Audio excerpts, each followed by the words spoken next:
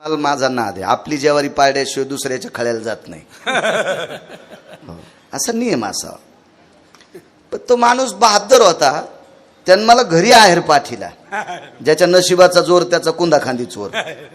नशीब बरं बाळायचं, घरी आहेर आला. औपचारिकता लक्षात आली गोसावी बुवा. ज्या माणसानं एवढी आपल्यावर श्रद्धा, आपण कार्यक्रमाला उपस्थित नसताना आपल्याला तो आहेर म्हणजे केवढ्याचा असेल तो नाही, सन्मानाची किंमत केल्या जात नाही, तो एक आदर आहे. आमच्या ड्रायव्हरला म्हटलं, त्या वास्तुशांतीला 10-15 दिवस झालेत, आपण सकाळी सकाळी त्या भागात कीर्तनाला चाललो, आता जाता जाता त्यांच्याकडे चहा घेऊ, काय दूध चहा पाणी काय असेल घेऊ आणि त्यांना भेट देऊ. की आम्हाला त्या दिवशी येणं झालं नाही, पण त्यानं सांगितलं 4 दिवसापूर्वी व्हॉट्सअपला संदेश आलाय, तो माणूस गेला. आता मला काय तसा मोबाईल नसल्यामुळं कळालं नाही, ते व्हॉट्सअप वगैरे काही नाही कळालं नाही. पण ड्रायव्हरनं सांगितलं, राजेहो लक्षात घ्या, 4.25 कोटीचं घर ज्यानं बांधलंय त्या घरात राहू द्यायचं का न राहू द्यायचं हे पंढरपुरातल्याच्या हातात आहे, तुमच्या नाही, तुमच्या नाही, तुमच्या नाही. 1200 कोटीची प्रॉपर्टी रामसर एका माणसाची, एकच मुलगा, 1200 कोटीची प्रॉपर्टी. मुलगा धुळ्याला शिकायला होता. आता 1200 कोटी रुपये ज्याच्या बापाकडे, त्याचं पोरग कशाला शिकायला ठेवलं. एक जण म्हणला कशाला शिकवायचं, म्हणलं हे सांभाळण्यासाठी शिकावं लागेल, नाही तर हे 1200 कोटी तर बाप मारायच्या 13व्याला ठेवायचं नाही. ते 13व्याच्या दिवशी 10व्याच्या दिवशी ब्राह्मणाला द्यायला दक्षिणा राहायची नाही ना. जाऊ द्या, ब्राह्मण फुकट करील एखाद्या वेळेस, मी जवळचा असलो तर फुकट करील. पण त्या या पिंडावर ठेवाला तर एखादा आणा लागन, आदला पिंडावर ठेवाला म्हणून शिकायला धुळ्याला ठेवलं. पण ते इतकं शहाणं होतं, ते वाढदिवसाच्या दिवशी धाब्यावर जेवायला गेलं, स्कूटीला कट हाणू लागले आणि कंटेनर खाली गेलं. कानाच्या वरी असा रुपयासारखा भाग त्याचा फुटला गेला. सगळी ताकद पंढरपुरातल्याच्या हातात आहे. काही गर्व करू नका. हो, अतिताईपणा कशाचाच नाही. गाड्याचा गर्व नको, पैशाचा गर्व नको. एक जण परवाला सांगतो बरं का, पुन्हा डबल सांगतो, त्या पोराचं अशी चावी फिरू लागला. मग ते बुवा अशी गाडीची चावी अशी, ती आता चावीला किचन असते ना, ते असं गोल अशी फिरू लागला. तर मी म्हणलं, मी 10 मिनिटं झालं, तू चावी कशी काय फिरवायला. मित्रच होता, म्हणला तुला दाखवायलो.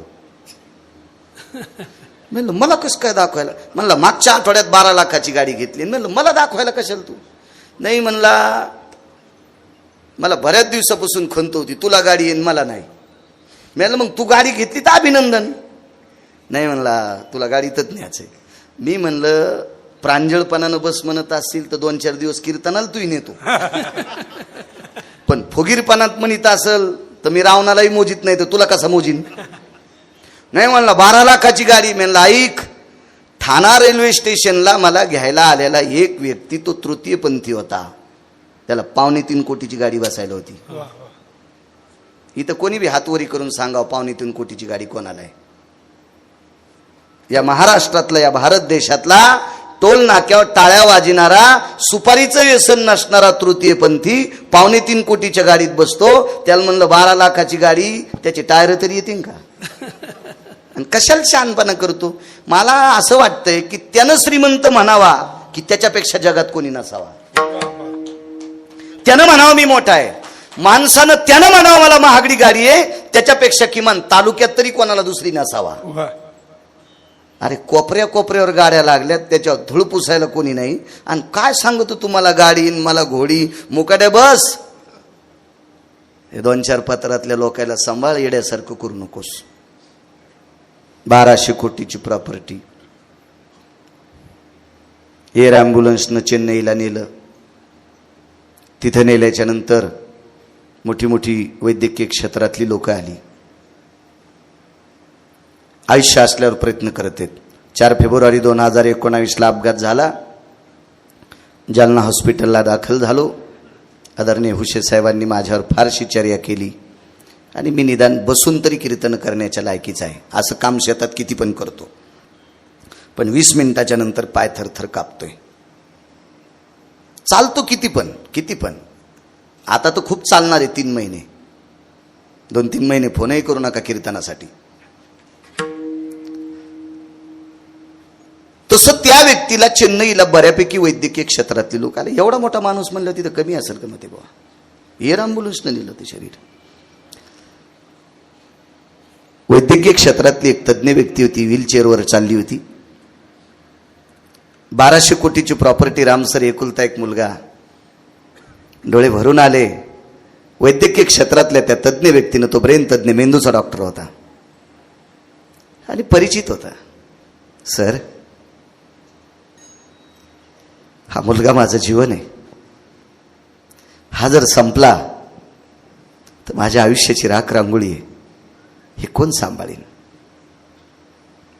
महाराज, अशी प्रसंग येत असतात पैशावाल्याला. महाभारतातला एक गोड प्रसंग आहे. द्रौपदीची 5 लेकरं अश्वत्थाम्याने कापली. मूर्ख होता अश्वत्थामा. तुका म्हणे अंगी राखिली दुर्गंधी, आणि अश्वत्थामावधी पांडव पुत्र 5 झोपीत कापले. निष्पाप लेकरायला कापलं. महाराज, या भारत देशातला मानवी लोकातला एक सिंह होता. 4 सिंहापैकी एक सिंह. 2 सांगतो, एक कर्ण आणि एक अभिमन्यू. 2 राहू द्या ना, सगळ्या गोळ्या एकट्या घेतल्यावर रिॲक्शन येत असते. मानवी क्षेत्रामध्ये 4च सिंह होते, 4. त्याच्यापैकी एक कर्ण आणि एक अभिमन्यू. तो अभिमन्यू रामसर मारला गेला. पण मला सांगा, पांडवांना जिंकून काय फायदा होता? रक्तरंजित गादी प्राप्त झाली. महाराज, या पांडवांच्या कुळातली अर्जुनाची सून उत्तरा हिने देवाला विनंती केली, देवा, स्वतःच्या संसाराची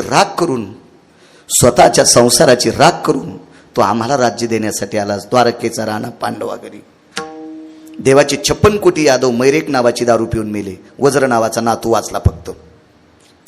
मग स्वतःच्या संसारावर तुळशीपत्र ठुलं. आम्हा पांडवांचं एवढं मोठं वर्चस्व या पवित्र भारत देशात वाढवतोच तेव्हा, जरी कौरव मेले पांडव जिंकले तरी या गादीवर बसायचं कोणी? द्रौपदीची 5 मारली. माझ्या पतीला मारलंस.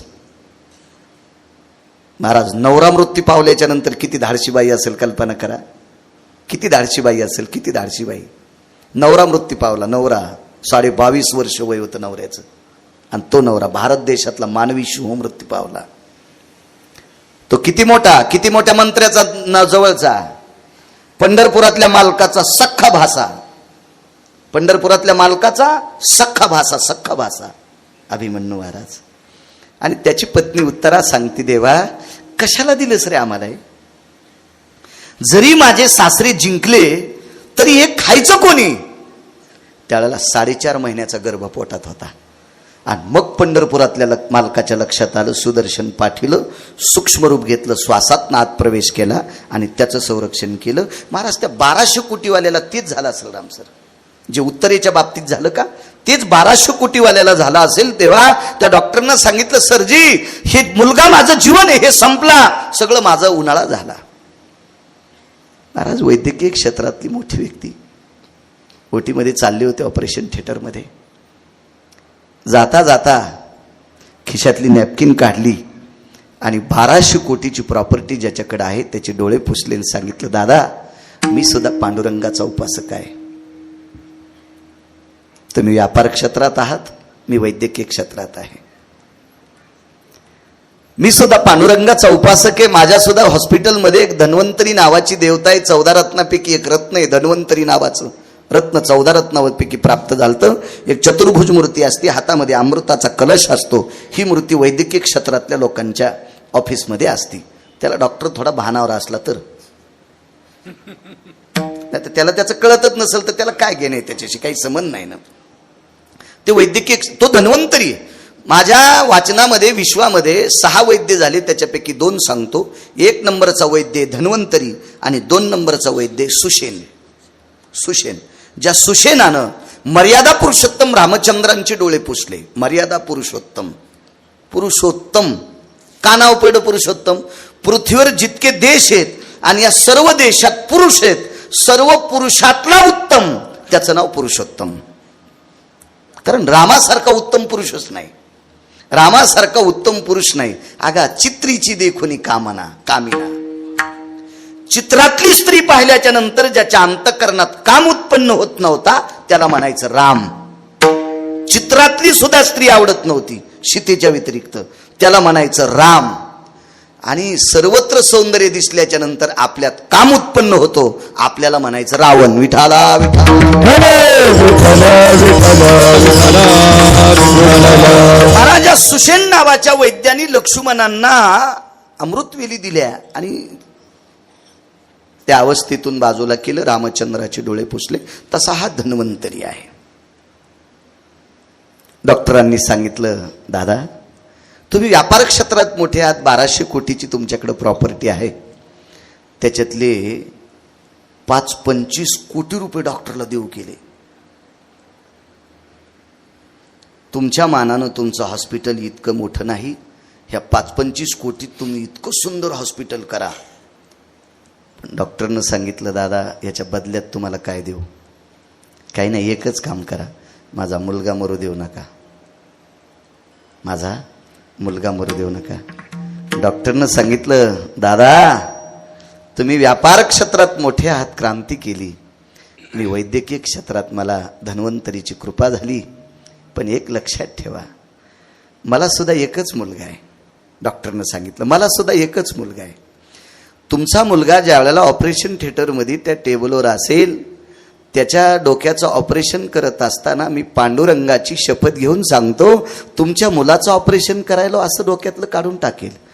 त्या ऑपरेशन करत असताना मी असं समजेल की माझाच मुलगा आहे, स्वतःचा मुलगा समजून मी त्याचं ऑपरेशन करेल. काय मला धन्वंतरीच्या कृपेने माझ्या वैद्यकीय क्षेत्रातला जेवढा अभ्यास आहे तेवढा ओतण्याचा प्रयत्न करेल. पण लक्षात ठेवा दादा, मारायचा का जिवंत ठेवायचा हे मात्र वरच्याच्या हातात आहे. मारायचा का जिवंत ठेवायचा हे मात्र वरच्याच्या हातात आहे, तुमच्या आमच्या हातात नाही. मृत्यू अटळ आहे, शरीराची माती निश्चित ठरलेली आहे.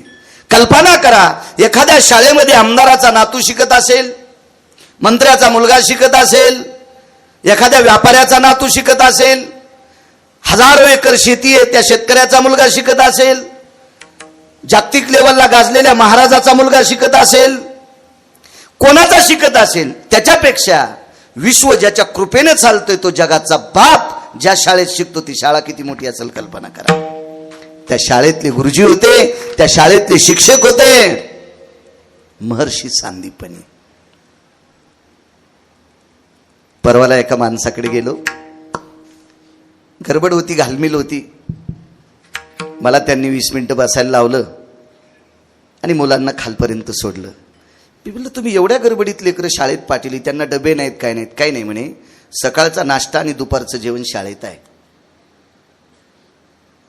एका मुलाची फीस 2,27,000 रुपये आहे.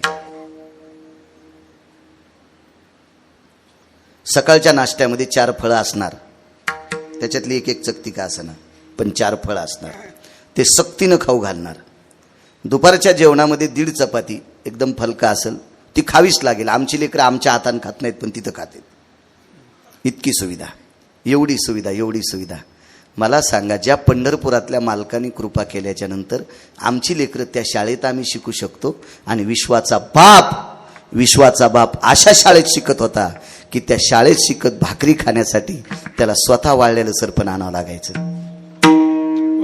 झाडाच्या पडलेल्या काड्या कुट्या त्याला स्वतः आणावं लागायच्या, स्वतः.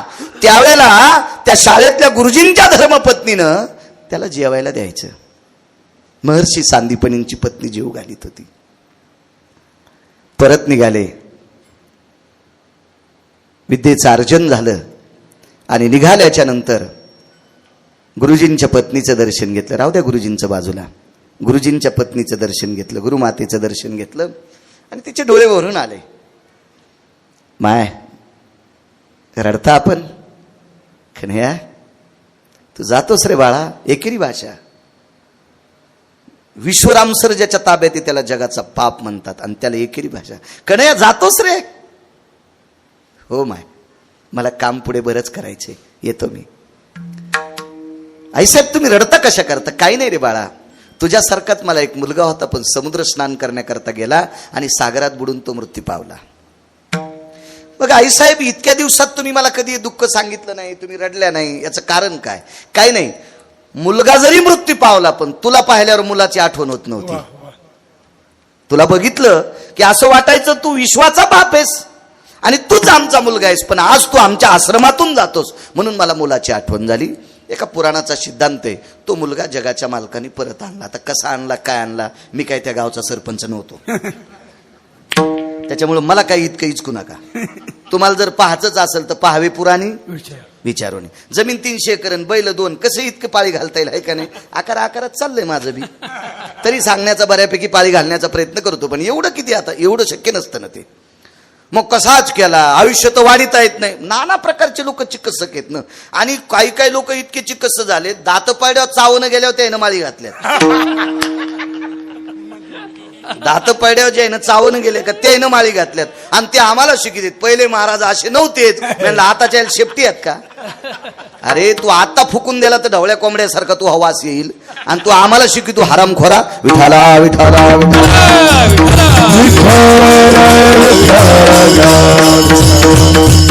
काय तर माहितीये का, याही लोकांचा दोष नाही मग ते भाऊ, आपल्या काही लोकांनी पानचितपणा धरलाय म्हणून ही लोक नालायकपणा करतात. आपले लोक जर सक्षम राहिले तर काय कोणाची माय व्याली आपल्याला बोलायला. विठाला विठाला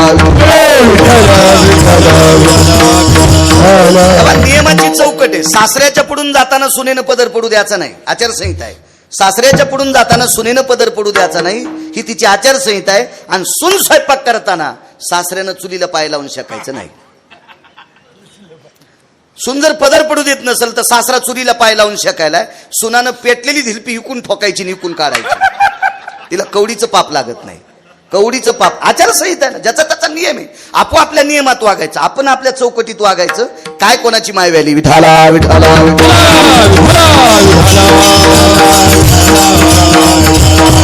विठाला. तो मृतपुत्र उठून दिला. जाऊ द्या, मला स्वर्गीय सौभाग्यवती विंदुबाईसाठी बोलायचं. महाराज विश्वाच्या बापाला जिनं भाकरी घातल्या ती महर्षी सांदीपनींची धर्मपत्नी होती. नाव काय होतं घरी गेल्यावर शोधा, मी राव ठेवून देतो. तसंच टीव्हीतल्या मालिकेंच्या बऱ्यापैकी बायकांची नावं तुमच्या पाठ आहेत. इथं कोरलेत, काळ जाओ, इथं कोरलेत, इथं कोरलेत. शिक्षणाची गंगा जिथून सुरू झाली त्याच्या बायकोचं नाव तुमच्या अंतकरणात कोरा, की जेणेकरून तुमची लेकरं सात्विक होतील. सरजी तुमची आई किती शिकलेल्या होत्या मला माहित नाही, हो, पण तुमच्या आईला अध्यात्माची आवड होती इतकं मात्र लक्षात ठेवा.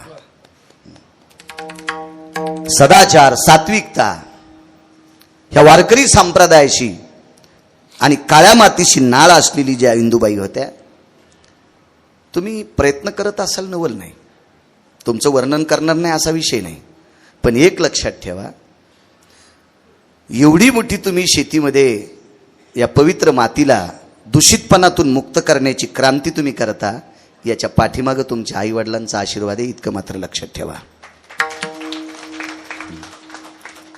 कारण माणूस हा तसा मोठा होत नसतो. पाठांतर कोण करत नाही मग ते सगळे लोक पाठ करतात.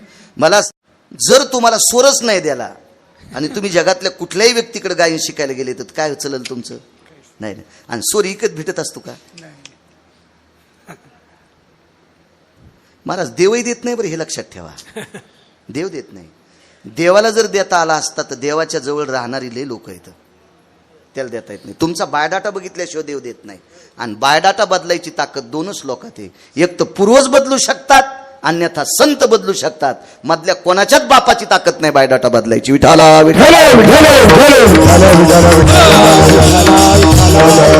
महाराज संत का बदलू शकतात? तुम्ही चांगलं वागले तर संतांची कृपा होईल, आणि चांगलं वागले तर पूर्वजाची कृपा होईल. किंवा पूर्वजांची कृपा कशी होत असते? एका माणसानं बराशी खांदून 3 एकरची 27 एकर जमीन केली.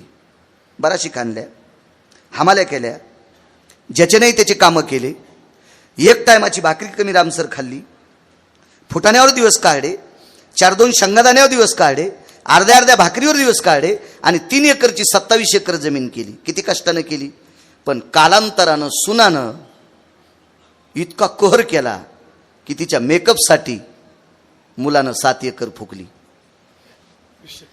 तिच्या गन पावडरसाठी नवऱ्यानं 7 एकर फुकली. बापानं माईनं काय आशीर्वाद द्यावा पडड्या. अरे आम्ही 3 एकरची जमीन लोकांचे फुटाणे खाऊन 27 एकर केली आणि तो बायकोच्या फॅरंदवलीसाठी 5-7 एकर इकलीस. आहा कटा त्याचे करी ती पितर. वंशी दुराचार पुत्र झाला, वंशी दुराचार पुत्र झाला, वंशी दुराचारी पुत्र झाला, वंशी दुराचारी पुत्र झाला. हा कटा त्याचे करीत पितर, हा कटा त्याचे करीत पितर.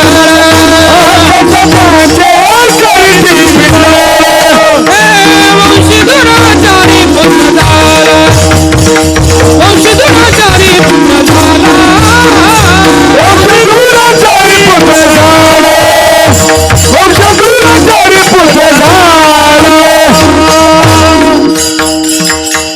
सगळ्यात मोठा जर प्रचंड शाप कोणाचा असेल तर तो आपल्या बापदाद्याचा असतोय आणि तो टाळण्याचा प्रयत्न करत जा. एखाद्या वेळेस देवाचा आशीर्वाद नाही भेटला तर जाऊ द्या, तुमच्या नशिबात संत नसतील तरी जाऊ द्या, पण आपल्या बापदाद्यांचा आशीर्वाद मात्र प्राप्त करत जा.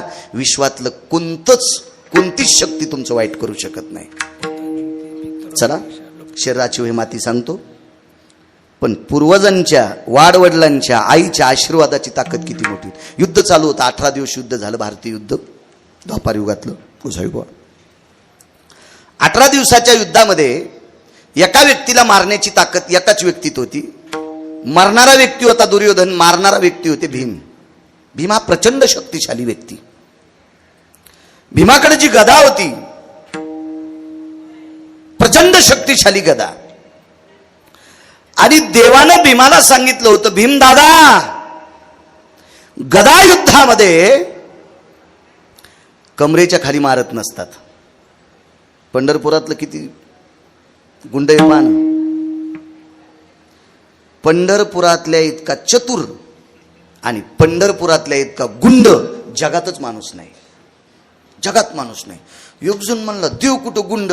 रावणासारख्या गुंडाला ज्यानं दुपारा आपटू हाणले, तो किती नंबरचा गुंड असेल याचा विचार करा. रावण विश्वातला 6व्या क्रमांकाचा गुंड आहे बरं का. 2 नंबरचा गुंड वाल्या होता. हो, 2 नंबरचा गुंड वाल्या, पण महर्षी झाला. हो, आता मधले कोणते कोणते होते ते घरी गेल्यावर तपासा. सगळं मीच कसं सांगू तुम्हाला, गुत्त थोडं. तुम्हाला भाटूर भुटूर गुंड माहिती आहे, ते टाटर चोरणार, वायर चोरणार, पैप चोरणार, भांगारी चोरणार, हे तुम्हाला हे गुंड माहिती आहेत. मेन गुंड पहा, जगात 6 गुंड, जगात 6 विद्वान, जगात 6 श्रीमंत. श्रीमंताच्या यादीमध्ये राजा भरत होते 1 नंबरला. जेने दिगमंडल जिंकिले, समुद्र वलयांकित राज्य केले, नाना भोग भोगिले, नाही देखिले सुरवरी. या देशाला भारत देश नाव का पडलं माहितीये का? या देशाचा राजा भरत. भरत भरत भरत भरत ज्यानं आई लेकरावर इतकं प्रेम करते, इतकं गोडस प्रेम प्रजेवर केलं. संस्थितो भरतायाम भारताग्रो भयस्थिता नैवम गिरगाव कर लिखितम. हे काय गिरगावच्या बाळून लिहिले का? या देशाला भारत देश नाव भरतामुळे पडलं. एक देशातला 1 नंबरचा श्रीमंत. अशा काही भार वनस्पती फळे फुले मोरती,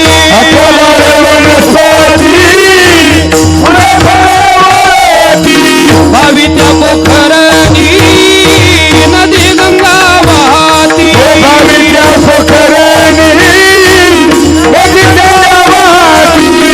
हरी कुल स्त्रिया राजा राणी व संपत्ती,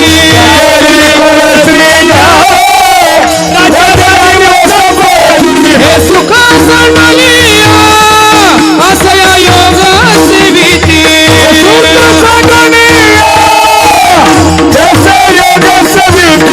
येते मदालसा ओम जोरे माळा, येते मदालसा ओम जोरे माळा,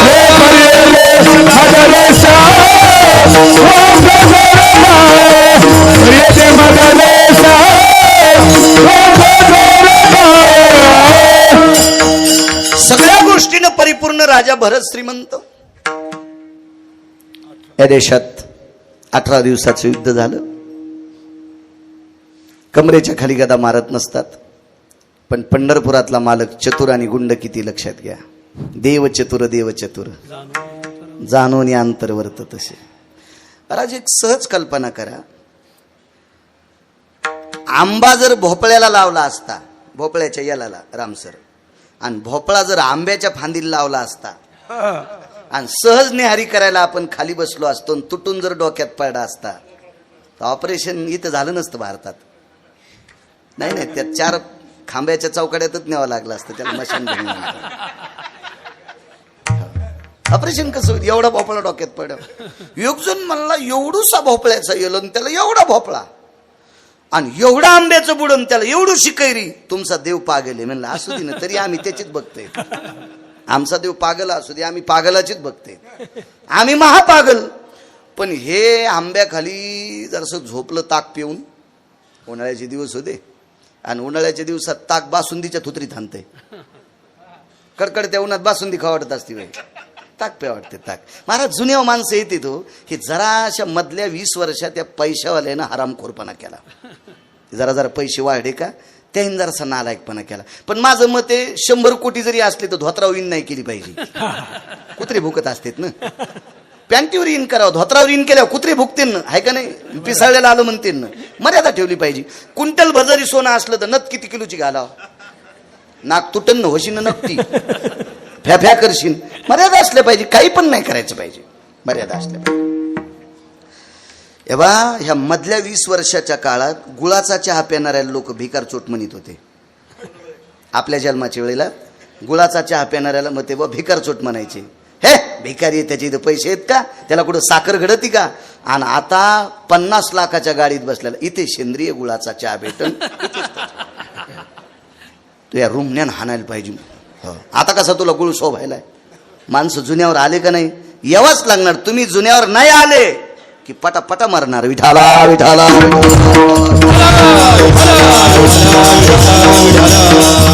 तरी एकदा आपल्याला लाल कंदील दाखिलाय कोरोनानं. कोरोनानं लाल कंदील दाखिलाय. जुन्यावर या, आपलं खा, आपलं आजमवा, आपल्या मातीला शुद्ध करा, आपल्या मातीतलं बघा.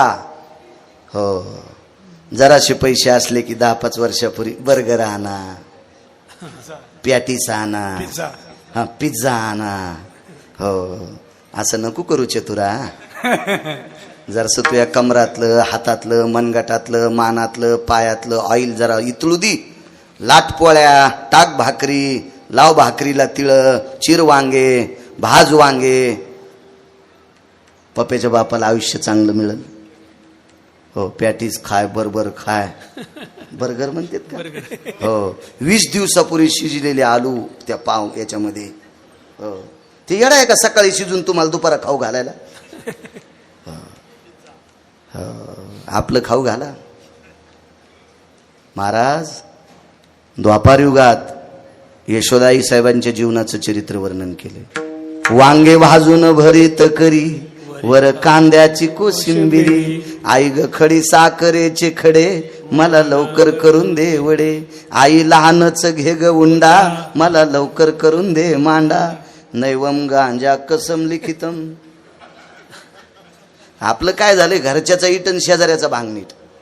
आपल्याला आपलं कळत नाही, दुसरीकडचं कळतंय. महाराज हे बाहेरचं खाणं म्हणजे प्रतिष्ठेचं लक्षण वाटायलं लोकांना. आता मी मोठ्या मोठ्या लोकांकडे बघतो, काही काही पुढारी लोक बाहेरचं खात नाही, ते घरचे डबे नेतात. कमी तेलाच्या भाज्या, सगळं सगळं घरचे. हुशार लोक झाले हे आपली येड्यावर. आता हल्ली हल्ली स्वयंपाकाला इतकं तेल, जितकं पाणी त्याच्या दीडीनं तेल. इथून पुढं स्वयंपाकातलं तेल आचार्याकडे लावून टाकायचं. आचार्याला म्हणायचं काय पैसे घ्यायचे पण तेल तू याकडं. जर नाही कमी टाकलं तर मला म्हणा विठाला विठाला.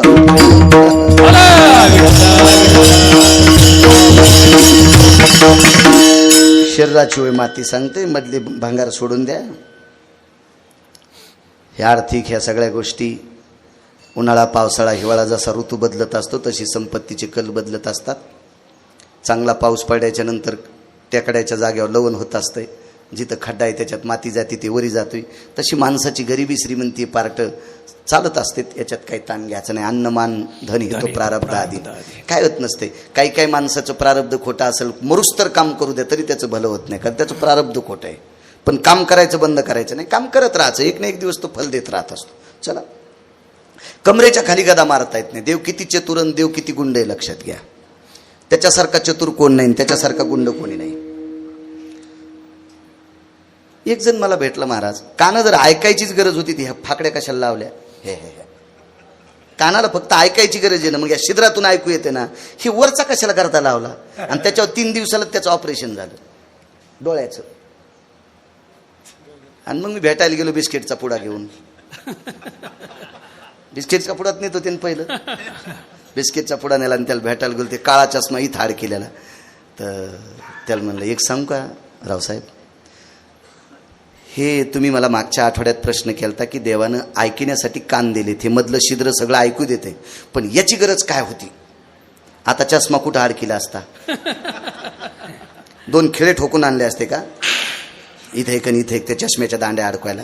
महाराज त्याचं एवढं चातुर्य, त्याच्या चातुर्याची कोणीच बरोबरी करायची नाही. एवढा चतुर की त्याच्या चातुर्याची सीमाच नाही त्याच्या चातुर्याची. महाराज त्याच्या निर्मितीचं चातुर्य इतकं मोठं आहे. मागच्या 1.5 महिन्यापूर्वी एक पाहुणा आमच्याकडे आला. आम्ही म्हणलं चला शेतात, तोपर्यंत स्वयंपाक होतोय, पण त्याला शुगर आहे मला माहीतच नाही ना. आता शुगरवाल्या माणसाला लय जेवावं लागतंय, आती खाता येत नाही, उपाशी राहता येत नाही. मग त्यानं आमच्याच पोराला सांगितलं चॉकलेट आहेत का, तर ते म्हणलं बाबा दात खराब होतात म्हणून चॉकलेट खाऊच देत नाहीत. पण त्यानं जवळचे 10 रुपये दिले, 2-3 चॉकलेट आणायला लावल्या. आता आमच्या मुलांना आणून दिलं, त्यांनी खिशात ठेवलं. आम्ही शेतात हळदीला येडा करत असताना त्यांनी ते चॉकलेट खायला सुरुवात केली. म्हणलं काय खाय, महाराज मला शुगर आहे आणि थोड्या वेळाला ते घ्यावं लागते, काय नाही तर ते काय मी मरू शकतो. तुला अवघडच काम झालं तुमचं आता हे. म्हणजे जिता जागता बोलता माणूस खाल्ल्याशिवाय जगू शकत नाही. जिता जागता बोलता माणूस खाल्ल्याशिवाय जगू शकत नाही. माणसा इतका मेंदू कोणाचाच मोठा नाही रामसर. पण विश्वाचा मालक किती चतुर आहे. 200 फुटातली खालची दगडातली बेंडकी जिवंत ठेवतो. पाषाणाचे पोटी बैसला दरदरू, तयामुखी चारा कोण घाल. वीर फोडत असताना मोठा टोळ निघला ब्लास्टिंगमध्ये. तो टोळ वरे घेतल्याच्या नंतर तो आदळल्याबरोबर त्या दगडाचे 2 तुकडे झाले, पण त्याच्यातून बेंडूक बाहेर आला. त्याला कोण शिरा द्यालता, त्याला पुरी कोण दिली, त्याला गुलाबजामुन कोणी दिले. जाऊ द्या, त्या दगडात पाणी होतं का महाराज, नाही. तयामुखी चारा कोण घाली. काय चातुर्य असेल महाराज त्या देवाचं. तुम्ही आम्ही लावलेल्या वनस्पती एक जर पाणी संपलं, आता मला एका तीर्थयात्रेकरता जायचंय. आज अशी पंचायत पडली, 8 दिवसाकरता जर शासनानं दिलेला डीपी जर खराब झाला तर 8 दिवसामध्ये पूर्णची पूर्ण हळद तिचं उत्पन्न 50% खाली होईल. म्हणून 4.25 लाखाच्या जनरेटरची व्यवस्था आज करून यात्रेला जायचे.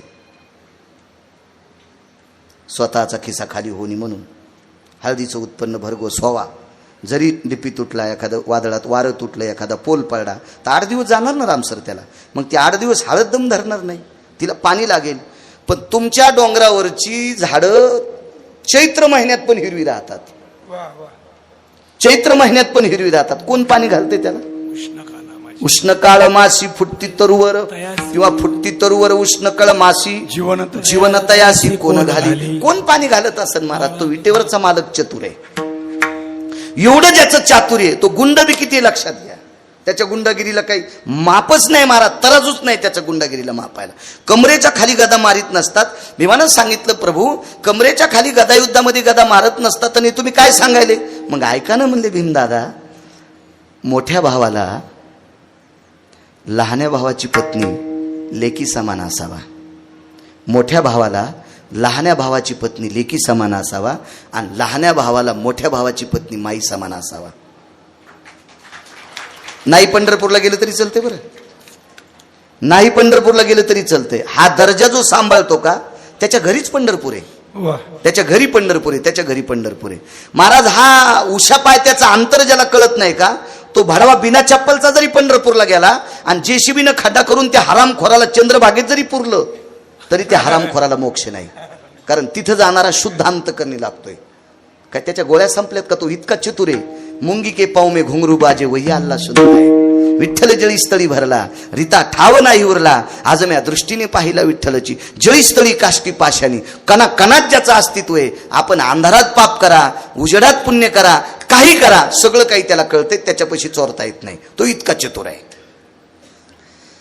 आणि त्या देवानं सांगितलं, लहान्या भावाला मोठी भाऊजाई आई समान असावा. मला सांगा, द्रौपदी आई समान असताना ज्या दुर्योधनानं मांडीवर बसली, त्याची अक्कल कुठं नदीला गेलती का भीमदादा? आई समान असणाऱ्या द्रौपदीला, भाऊजाई आई समान असणाऱ्या द्रौपदीला ज्या हरामखोरानं मांडीवर बसलं, त्याची अक्कल नदीला गेलती का? मग ज्याला तितका अंतर कळत नाही, मग कमरेच्या खाली गदा हाणायला तुम्हाला तरी काय हरकत आहे? काय गुंडागिरी पाणी? देवासारखा राजकारणी जगात कोण नाही. कारण राजकारण फक्त द्वापार युगापासून सुरू झालं बरं का. रामायणात राजकारण नव्हतं. आणि जरी झालं असेल ते एका म्हाताऱ्यानं सांगितलं होतं, वर्तोनी दावीन नामा म्हणे. वाल्मिकानं जसं सांगितलं तसं वागावं लागलं, म्हणून 7व्या अवतारातलं राजकारण सिद्ध होत नाही. राजकारण झालं द्वापार युगापासून. राजकारणातला आधारयुग कोण असेल तर कृष्ण वंदे जगद्गुरु. जगातला पहिला राजकारणी कृष्ण. आणि जगातला 5वा राजकारणी कोण तर रयतेचे राजा छत्रपती शिवाजी महाराज. 5च राजकारणी, 5च. पुन्हा राजकारणीत नाही. विठाला विठाला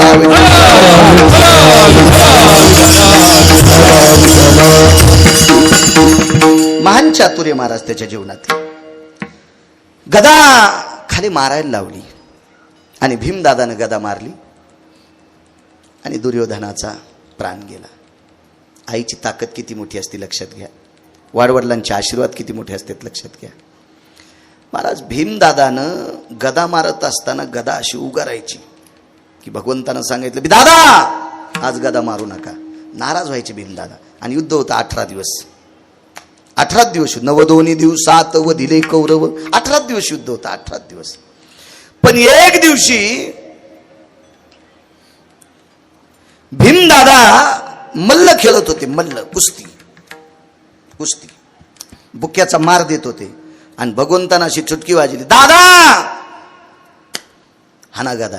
बेसावध असताना संदेश आला आणि बेसावध अवस्थेत किरुबुवा गदा मारली. महाराज देवानं सांगितलं, भीमदादानं संध्याकाळी विचारलं, 18 दिवसात मी इतका सावध असताना गदा मारू दिली नाही आणि बेसावध अवस्थेत आत गदा मारायला लावली. जाऊ द्या, पण मेला का नाही दुर्योधन? भगवान म्हणले आपल्याला फक्त दुर्योधन मारण्याशी जमत होता, मेला का नाही?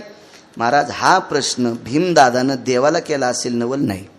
देवाला केला असेल नवल नाही. दुर्योधनानं अंतिम इच्छा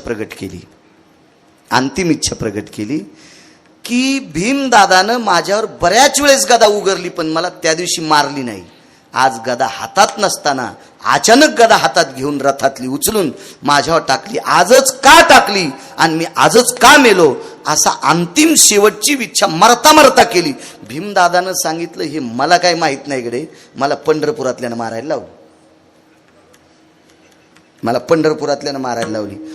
आता पंढरपुरातल्याला विचारायला हा दुर्योधन्या पांचटे हरामखोरे नालायके बुजदिले, तोंड नाही देवाकडे झाला. महाभारतात 24 लोक नालायक होते. दुर्योधन्या, जयद्रथ्या, शकुन्या, दुःशासन्या. 4 ऐकले ना? 20 घरी गेल्यावर पहा. 4 ऐकले ना तुम्ही? हरामखोर होते, नालायक होते महाराज, मूर्ख होते. मग देवाला विचारता येत नाही. पत्रव्यवहार झाला, पत्र तितक्या पुरता. फक्त माझी इच्छा आहे, मग मी प्राण सोडणार आहे. भीमदादा मला सांगा, तुम्ही आजच गदा का मारली? भीमदादा भगवंताकडे गेले, देवाला सांगितलं, देवा काही का असं ना, माझा भाऊ या असू द्या, जाऊ द्या, युद्धात प्रेम नसते, पण आता मारलाय, पण त्याची इच्छा आहे, आजच गदा का मारली? भगवंताचे डोळे भरून आले. देवानं सांगितलं, भीमदादा आज गदा तुम्हाला का मारायला लावली होती आणि इतक्या दिवस तुम्ही मारत असताना का थांबवलं? कारण त्याचा न्याय होता. दुर्योधन युद्धाला येत असताना माईचं दर्शन घेऊन येत होता. दुर्योधन युद्धाला निघत असताना गांधारी मातेचं, त्याच्या मातोश्रीचं दर्शन घेऊन येत होता. म्हणून भीमदादा ज्या दिवशी दुर्योधनानं दर्शन घेतलं आईचं, त्या दिवशी त्याच्या आईचं वात्सल्याचं कवर त्याच्या भोवताल फिरत होतं. आणि आईच्या आशीर्वादाचं कवर ज्याच्या भोवताल फिरतंय, त्या कवराला जगातली, विश्वातली कुठलीच शक्ती टाळू शकत नाही. भगवान तुम्ही, मी सुद्धा नाही, एक कृष्ण नाही, 1 कोटी कृष्ण जरी जन्माला आले तरी आईच्या आशीर्वादाचं कवच फोडू शकत नाहीत. मग आजच गदा का मारायला लावली? भीमदादा कर्म नो गहनो गती, दुर्योधनाचं नशीब खोटं होतं. त्या दिवशी तो गडबडीत आईचं दर्शन घेऊन आला नव्हता. महाराज, ज्या दिवशी दुर्योधनाच्या पाठीमागे आशीर्वादाची कमतरता आहे आईच्या, त्या दिवशी भीमदादाच्या गदेचा प्रहार झाला. महाराज, तुका म्हणे पितृ आशीर्वाद देते. काय ताकद आहे महाराज. म्हणून घरातल्या लोकांना देव माना. एक वाक्य माहिती आहे का? जो मायबापाचा होऊ शकत नाही तो कोणाचाच होऊ शकत नाही. जो मायबापाचा होऊ शकत नाही तो कोणाचाच होऊ शकत नाही. जुन्या लोकांची मत आहे महाराज, मत आहे जुन्या लोकांची. बघा, तो विश्वाचा बाप जिच्याकडे भाकरी खात होता ती महर्षी सांदीपनींची पत्नी होती. मृतपुत्र गुरुदक्षिणेत आणून दिला, समाधान केलं. पण कालांतरानं मते बुवा विश्वातल्या शिक्षण महर्षाच्या पत्नीला जावं लागलं. अशुभ संकेत झाला. तर काय झाला पुराणात बघा, पुढे बघ, कधी योग आला तर सांगेल. सकाळी रथात बसले.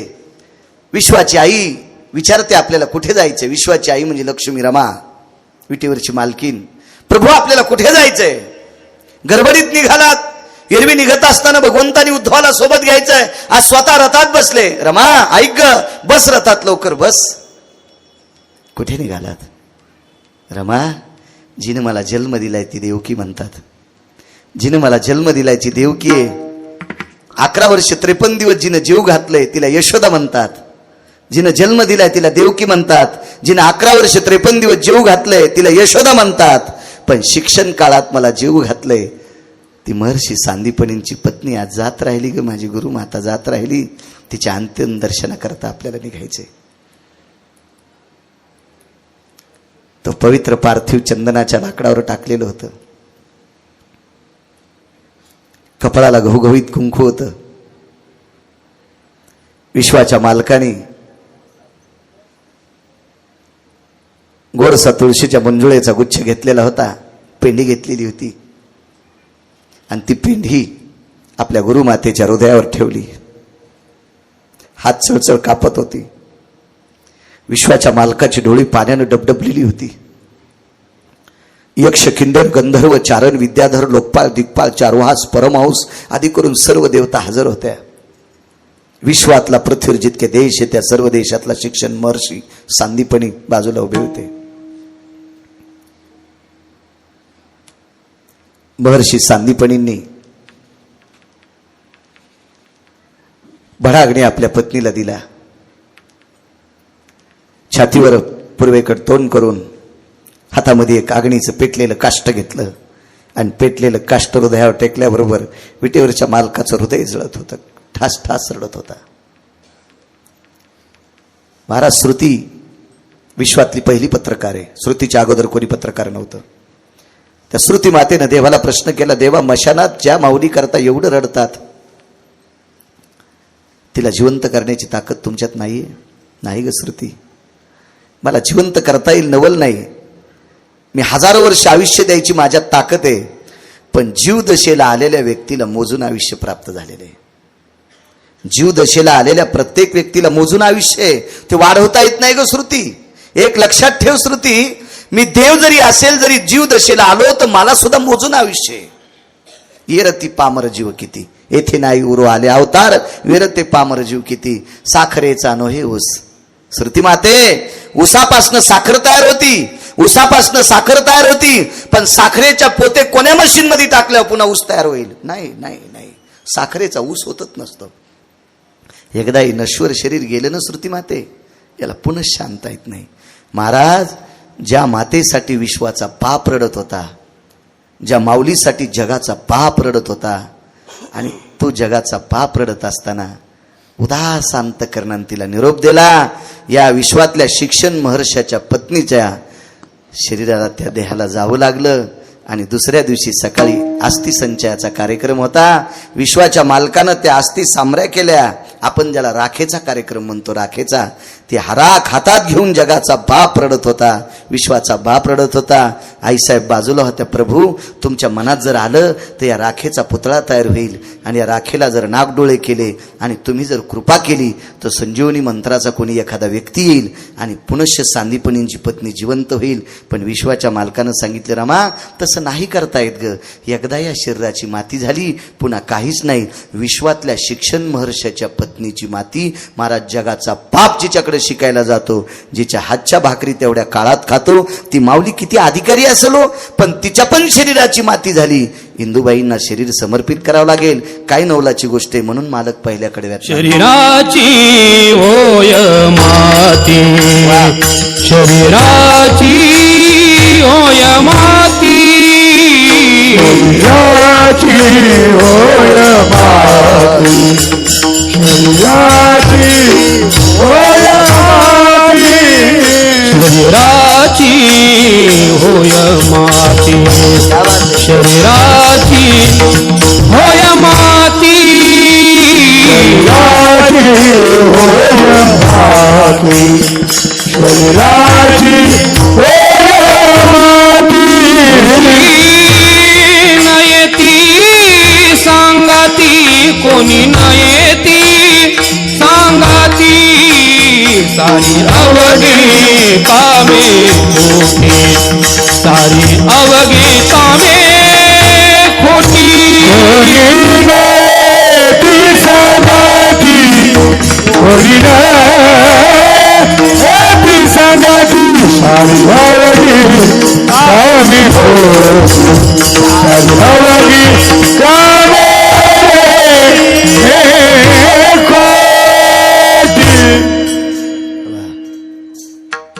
एकच न्याय बघायचा आपण.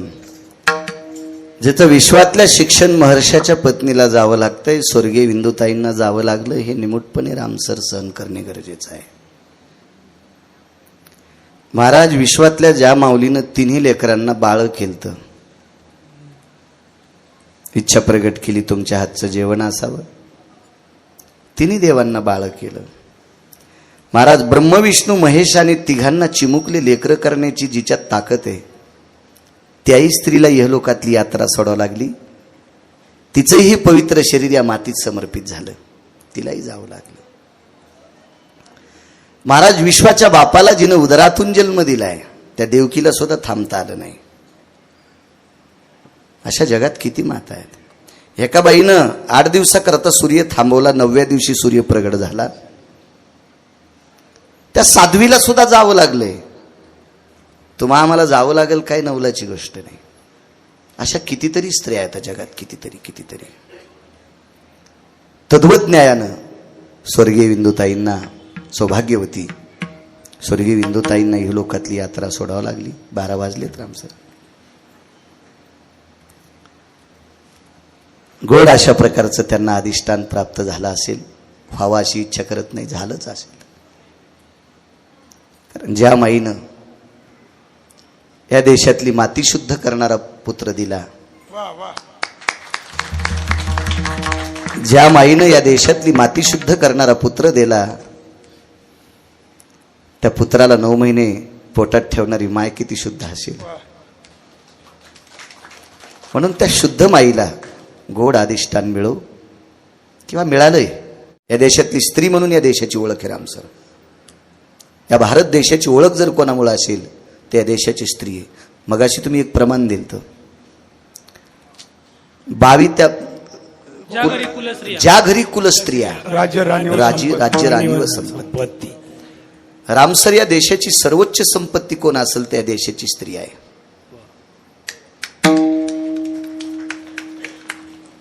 एवढी मोठी. कधी कधी एखाद्या शब्दाचे बॉम्ब तुमच्यावर टाकतो, मला माफ करा, माझा स्वार्थ आहे. तो असा स्वार्थ आहे, तुम्ही चुकीच्या वागल्या की तुमच्या पोटी जन्माला येणारी लेकरं देश सांभाळू शकत नाहीत. देश सांभाळू शकत नाही. कारण कोणताही पंतप्रधान 400-500 वर्ष जगणार नाही. कोणताही राष्ट्रपती 1000 वर्ष जगणार नाही. कोणताही मुख्यमंत्री अमृत पिऊन आला नाही, ते मरणारच आहे ना. मग त्याच्यानंतर मुख्यमंत्री पाहिजे का नाही देशाला? त्याच्यानंतर राष्ट्रपती पाहिजे का नाही? आणि देश सांभाळणारा पाहिजे, देशाचे तुकडे करणारा नाही पाहिजे, देशामध्ये वादिवाद लावणारा नाही पाहिजे. आणि तो सक्षम जन्माला घालणं हे कोण्याही औषधात ताकद नाही, ती तुमच्या कुशीत ताकद आहे. आणि ती कुश तुमची त्या दिवशी पवित्र होत असते, त्या दिवशी तुम्ही चांगलं वागणं गरजेचं आहे. तुम्ही देवाची सेवा केल्यानं पवित्र होताली, डोक्यातलं काढून टाका. बऱ्याच बायका महादेवाला पाणी घालत्यान, पण जिवंत महादेवाला बिना डब्याचं पाठीत्यान. सकाळी उजाड्यापासून महादेवावर पाणी घालत्यान, पण जिवंत कपाळाच्या महादेवाला मात्र डब्यानं बिना डब्याचं पाठीत्यान. ते तिकडेच गेलं की वडापाव खात. ही सेवा नाही. बऱ्याच बायका टोपलं टोपलं मंजुळा पांडुरंगाला वाहत्याल, पण पप्याच्या बापाला बिना डब्याचं पाठीत्यान. अर्थ नाही माझ्या माईंनो, चुके चुके चुके, ते त्याला काय अर्थ नाही. आपल्या पतीची सेवा, आपल्या सासू सासऱ्यांची सेवा ही प्रचंड सेवा आहे. आणि ह्या सेवेच्या ताकदीनं तुमच्या पुढे प्रगल्भ सात्विक सदाचारी पुत्र जन्माला येत असतात. महाराज छत्रपती शिवाजी महाराजांना 9 महिने पोटात ठेवणारी आई किती मोठी असेल. धर्मनिरपेक्ष महाराणा प्रतापांना 9 महिने पोटात ठेवणारी आई किती मोठी असेल. स्वामी विवेकानंदांना 9 महिने पोटात ठेवणारी आई किती मोठी असेल.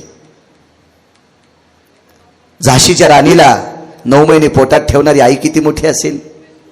दिव्या अहिल्याबाई होळकरांना 9 महिने पोटात ठेवणारी आई किती मोठी असेल. महाराज आता कोणी एखादा शिकून कलेक्टर झाला असेल, काही नवल नाही, सुविधा असत्या. बाळू महाराजाचं पोरग खूप शिकला असेल, काही नवल नाही. पण या देशाची घटना लिहिणारा, घटनेचे शिल्पकार, एका रस्त्यावरच्या खंब्याला लावलेल्या दिव्याखाली अभ्यास केला डॉक्टर बाबासाहेब आंबेडकरांनी. ते किती मोठे, त्यांना सांगण्याची किंवा त्यांना आकलन करण्याची माझ्याकडे अक्कल नाही. पण अशा एका देशाच्या घटना लिहिणाऱ्या शिल्पकाराच्या खांद्याला खांदा लावून संसार करणारी रमाबाई किती आचरणशील असेल हो, किती पवित्र स्त्री असेल हो. तिला काय किती किती जळा सहन करावं लागले असतील हो त्या माऊलीला. पण त्या रमाबाईला जिनं 9 महिने पोटात ठेवले, त्या रमाबाईची आई किती पवित्र असेल. माझ्या ज्ञानोबा तुकोबा राहिला, माझ्या नामदेवराय चोखोबा राहिला, माझ्या नाथबाबा सावता महाराजांना, माझ्या सेना महाराजांना, माझ्या गोरोबा काकांना 9 महिने पोटात ठेवणारी ती आई किती पवित्र असेल. किती सात्विक. म्हणून सात्विक लेकर चुका करायच्या नाही. महाराज घरातल्या लोकांची सेवा करा. 5 मिनिटात पूर्णविराम करतो, कारण पुढे कार्यक्रम आहेत. घरातल्या लोकांच्या सेवेची पुण्य किती मोठी असते लक्षात घ्या. एका बाईनं सासऱ्याची कंबर धुतली. रामसर ती सून होती, तिनं सासऱ्याची कंबर धुतली. सासरा 85-95 वर्षाचं वय होतं. त्यापोटी जन्माला येणारा मुलगा 80 पेक्षा वय जास्त होतं. मी गाथा वाचून सांगेल बरं, कारण मला विचारणारा कोणीतरी आहे. भंगिऱ्याने विचारल्यावर भेट नाही, आचरणशील लोकांनी विचारल्याच्या नंतर मला घाम येतो. मात्र भंगिऱ्याला भेट नाही, अशी तर कुंटाला लोळायलेत. आचरणशील माणसं. आणि या संप्रदायात अभ्यासापेक्षा आचरणाला किंमत आहे. ज्ञानेश्वरी पाटेन गाथा पाटे, चूक वागतो आरामखोरे. एकच ओळी पाटेन, एकच अभंग पाटे, पण तिला इतकं चूक वागत नाही. त्याच्यामुळे संप्रदाय जिवंत आहे. भ्रष्टला वाचन महाराज पाठ करणं हा बुद्धीचा प्रकार. युमपठाण जातीने मुसलमान आहेत, पण ज्ञानेश्वरीचे प्रचंड अभ्यासक आहेत. APJ अब्दुल कलामांना गीता पाठ होती, ते मुसलमान होते. पाठांतर करणं काही नाही, हा बुद्धीचा प्रकार. एखाद्याची बुद्धी शेणाची, एखाद्याची बुद्धी गौरीची, आणि एखाद्याची बुद्धी कापराची.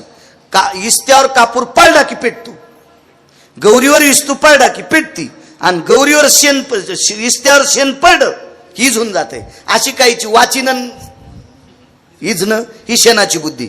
हळूहळू गौरीसारखं पाठ होणं काहीची बुद्धी. पण काहीची कापरासारखी बुद्धी गोसाई तल्लक बुद्धी असते.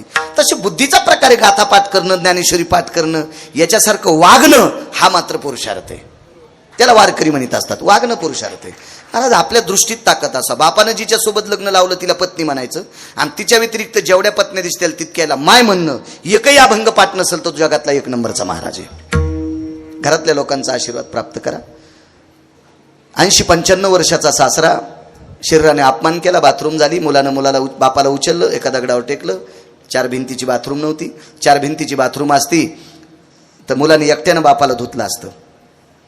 पण झाडातली बोरीच्या झाडाखाली दगड होता, त्या दगडावर बशिलं बापाला. एका हाताने वडिलाला धरलं, एका हातानं पाणी टाकायचंय, पण धोत्र सोडायचं कोणी? धोत्रात घाण झालेली होती, ती कंबर धुवायची कोणी? दुसरं धोत्र गुंडाळायचं कोणी? औषधाला माणूस घरी नव्हता, मुलगा बाहेर गेलेला होता, घरी फक्त पत्नी होती. ती ह्या व्यक्तीची पत्नी आहे, पण ज्याला दगडावर बशिले त्याची सून आहे. आणि सुनेला सासऱ्याची कंबर धुवायला कशी लाव? स्त्रीला 3 स्त्रियाला अधिकार. मुलीनं बापाची कंबर धुवायला पाप नाही, दुःख नाही, राग नाही, चिळस नाही. का? कारण त्याच्या पिंडापासून तुझा जन्म आहे. म्हणून बापाची कंबर जरी मुलीनं धुतली असेल तर काही नवल नाही, आईनं लेकराची कंबर धुतली असेल तरी काही नवल नाही, आणि बायकोनं नवऱ्याची कंबर धुतली असेल तरी काही नवल नाही. 3 सिद्धांत. आता सून कशी धुईल बरं? विश्वाच्या पाठीवर 6 सुना जन्माला आल्या, त्याच्यापैकी ही सून सांगतो 700 वर्षापूर्वीची सून आहे. कधी कधी हे पुण्य वाटून घेत जाणं. एखाद्या वेळेस तुळशीला येडे नाही घातले तरी चालेल, एखाद्या वेळेस गाथा वाचायला वेळ नाही भेटला तरी चालेल, एखाद्या वेळेस ज्ञानेश्वरी वाचायला वेळ नाही भेटला तरी चालेल, एखाद्या वेळेस महादेवाला पाणी नाही घातलं तरी चालेल, एखाद्या वेळेस पांडुरंगाला मंजुळा नाही वाहिल्या तरी चालेल, एखाद्या वेळेस आमच्यासारख्याच्या नाही. आमच्या तर पायाच पडू नका. पाया तुम्ही घरच्यांच्या पडा, तर तुमचं कपाळ पवित्र, तर आपलं बरं होतंय. तुम्हाला सांगू का, एवढा महाराष्ट्र फिरूनही काही काहीच्या महाराजाच्या फजित आहेत. याचं एकमेव कारण आहे, तो नालायकाला पाया पडू देतो म्हणून त्याचं पाप त्याच्या डोक्यावर आहे.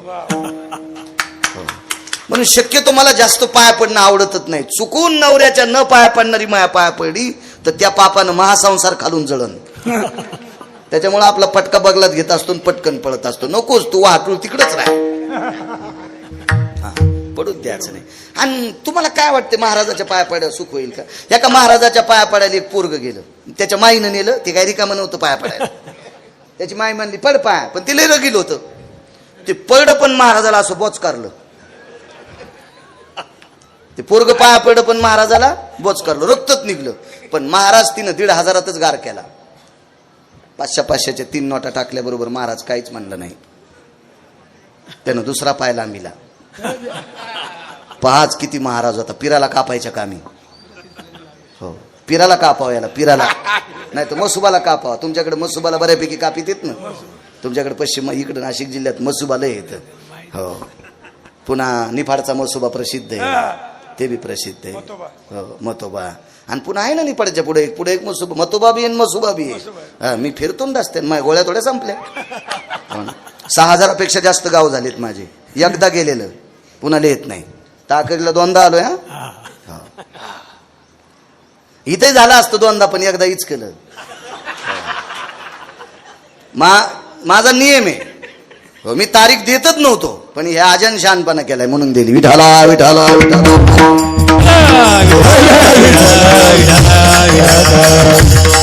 पण आनंद इतका वाटला, काळ्या मातीशी शुद्ध करणाऱ्या माणसाच्या घरचं कीर्तन आहे म्हणून घेतले बरं का. हो, नाहीत मी गेले, मला काय नाही, पैसे हाऊद भर दिलेत. मी कीर्तनात सांगतो. पुन्हा हाऊद रिकामा बी होत नाही पट्ट्यात, त्याला पाईपलाईन आहे, काय रिकामा होत नाही. किती येत ते मोगा सांगितले तुम्हाला, आता माईकवर कशाला सांगायचे. विठाला विठाला. आणि प्रचंड पैसे आहेत आणि बायको एकच आहे पुन्हा. त्याच्यामुळे अशी काही मोठी अडचण नाही, काय नाही. आणि तिच्या व्यतिरिक्त जगातल्या प्रत्येक स्त्रीला माय म्हणून बघतो, म्हणून पुन्हा बी अडचण नाही. त्याच्यामुळे अडचणच नाही ना, कशाचीच अडचण नाही. त्याच्यामुळे असं मला काय असं हे वाटत नाही. आपल्या नियमाच्या चौकटीत राहायचं. चला,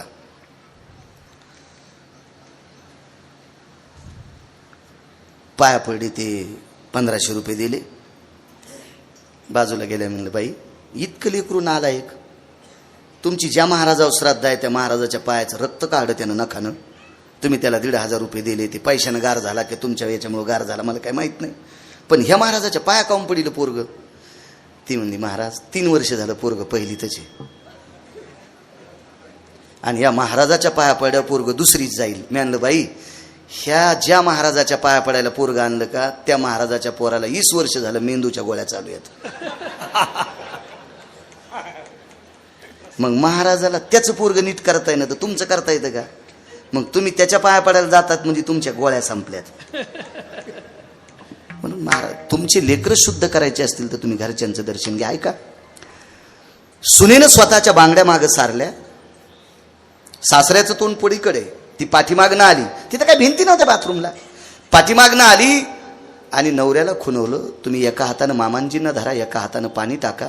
मी मामांजींचं धोत्र सोडते, ते धोत्र बाजूला टाकते, मामांजीची कंबर धुते आणि दुसरा कपडा बांधते. पण त्यांनी सांकेतिक डोळ्यातून विचारलं, तुला कसं? ते काय, माझं मी करीन. तिनं खरोखर बांगड्या मागं सारल्या, धोत्राचा गुढा सोडला, ते धोत्र भरकं फेकून दिलं आणि सासऱ्याची कंबर धुतली. दुसरं कोरडं धोत्र बांधलं, त्याला गाठ बांधली आणि निघून गेली. मुलानं बापाला उचललं, बाजेव ठेकलं. बाप सात्विक होता. त्या बापानं पंढरीची वारी केलेली होती. त्या बापाला पंढरपुरातल्या मालकानं स्वतः प्रसाद दिलेला होता. गोसाईबा होता, प्रसाद होता आंब्याचा. आणि तो प्रसाद रानोबा नावाच्या वारकऱ्याला दिला. त्या बापाचं नाव आहे रानोबा. आणि त्या प्रसादामुळे झालेला मुलगा, त्याचं नाव आहे चोखोबा. काय तो आंबा चोखला. आता हे इकडं अंधश्रद्धेत लावायचं नाही. हा, प्रसादानं लेकर होत नसते. 900 कन्या पुत्र होती. हा, कारण रानोबाचं लग्न झालेलं होतं, त्याला काय आधार नाही, पोरगं पडलं, लग्न झालेलं होतं. पण सात्विक मुलगा जन्माला येण्यासाठी विश्वाच्या मालकाचा आशीर्वाद रूपी प्रसाद होता. तर महाराज हा झाला ठीक आहे, ते दोघं पती पत्नी चांगले वागले. पण चोखोबा राहिला सात्विक मुलगा, कर्ममेळा जन्माला आला, उपजताची कर्ममेळा आणि वाच्य विठ्ठल सावळा. तुम्ही प्रगती केली असेल रामसर, त्याबद्दल दुमत नाही. प्रगती मी पण केली. महाराष्ट्रभर फिरतोय, 6000पेक्षा जास्त गाव झालेत. अभ्यासानं फिरत नाही. आमच्या घराण्यात एखादी अशी म्हातारी जन्माला आली असेल की तिने एखाद्या गरीबाला तांब्याभर पाणी दिलं असेल. कारण त्या काळात काही कोणाकडे अन्नद्रव्य कोणाकडेच नव्हतं, कोणीच काही श्रीमंत नव्हतं. तुमचे आमचे बापदादे काही आमदार खासदार थोडे होते. पण एखाद्या तहानेल्या व्यक्तीला पेलाभर पाणी दिलं असेल, ते पुण्य तिनं माझ्यावर टाकलंय, म्हणून मी महाराष्ट्रभर फिरतोय. अभ्यास करणारे लय नदीला लोळायलेत, कुंटालानं लोळायलेत. त्याचा काही विषय नाही. ट्रकची ट्रक पुस्तकं पाठ केलीत काही काही लोकांनी. हो,